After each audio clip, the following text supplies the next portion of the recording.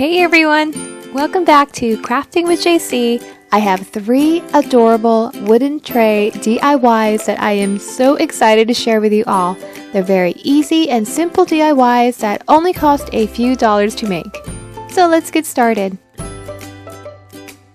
For the first DIY, you will need about 6 12-inch paint sticks, and I got a pack of 10 at Home Depot. And I cut them down so that I end up with 4 that are about 9 inches, and 4 that are 1 inch, and 2 that are about 4 5/8 inches long. I glue the 4 9-inch paint sticks together, ruler side up so that when I flip it over, the tray surface will be smooth and even.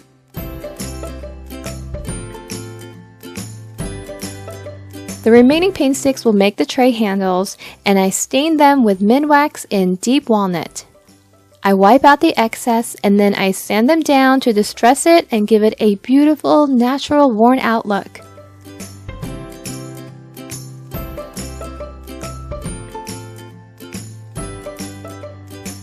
I get a ruler and mark each corner about 1/2 inch. I glue the bottom of the 1-inch wood and place it on the edge where I marked it. Then I flip it over and do the other side.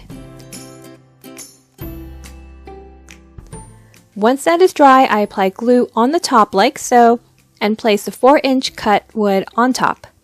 When that dries, you can sand any areas needed to make the edges look nice and smooth. Finally, I apply a layer of polycrylic from Minwax all over to protect it. This is optional, but I do want to protect the surface, especially since it's unstained and unpainted. And that is it. This was such a quick and simple DIY, but it came out so adorable. A perfect decor to display succulents, flowers, or anything decorative.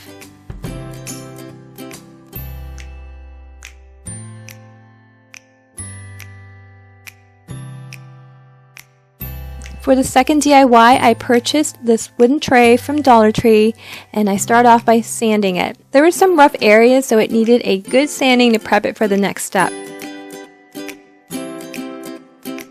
I'm going to stain it using Minwax in dark walnut, but you can also paint it as well. So I apply that all over, but one thing with staining Dollar Tree wood decor pieces, the areas where the glue has dried, usually in the joints, those areas do not hold a stain. But since I will be distressing the tray, it works because I do want a natural, worn-out look in the end. After I apply the stain and let that dry, I lightly brush on white chalk paint.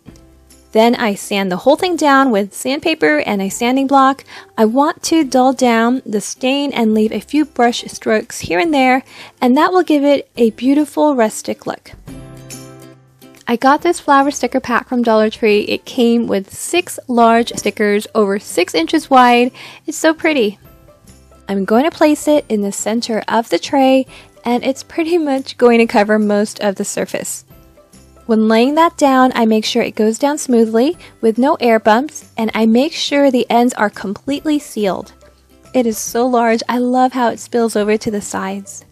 To elevate the tray, I'm going to add the Dollar Tree wooden cubes to the bottom. I stain, paint, and sand it just like the tray, and then I glue them down to the bottom. And finally, I add a coat of Minwax Polycrylic just to protect the tray and the flower. And that is it. Such a dramatic transformation. So rustic and beautiful, and the flower adds a charming touch.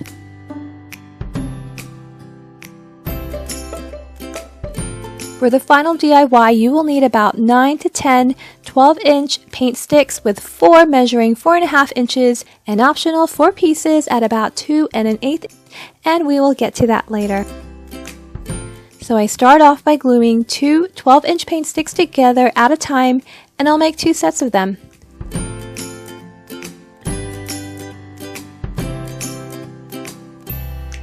And I do the same thing with the 4.5-inch paint sticks.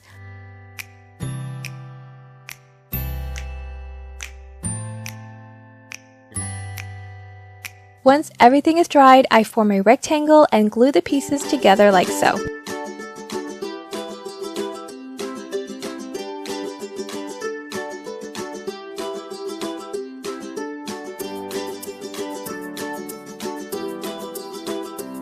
To make the base, I'm using 4 tumbling blocks.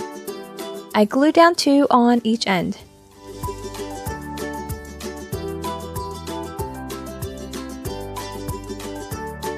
Then I glue down the remaining 3 12-inch paint sticks. I apply glue on the bottom where it will hit the tumbling blocks, as well as the side.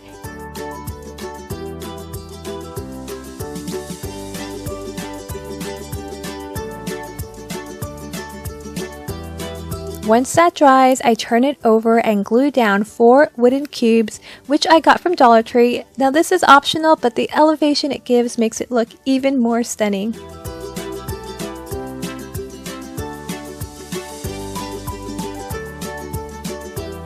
I'm going to add these 2 1/8 cut pieces to the front and back. I want to cover up the curved part just for symmetry. Of course, it's completely optional.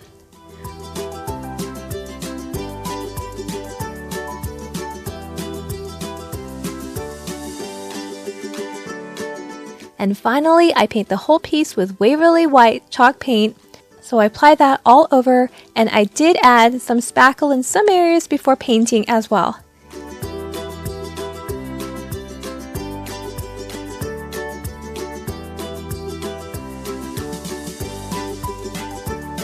Then I lightly sand it down, focusing mainly on the corners and edges.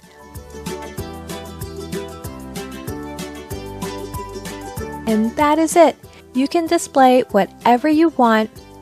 So versatile, lightly weathered, such a beautiful piece.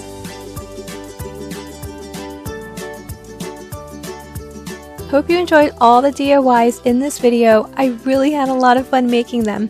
Thank you for watching and have a wonderful and blessed day. Bye!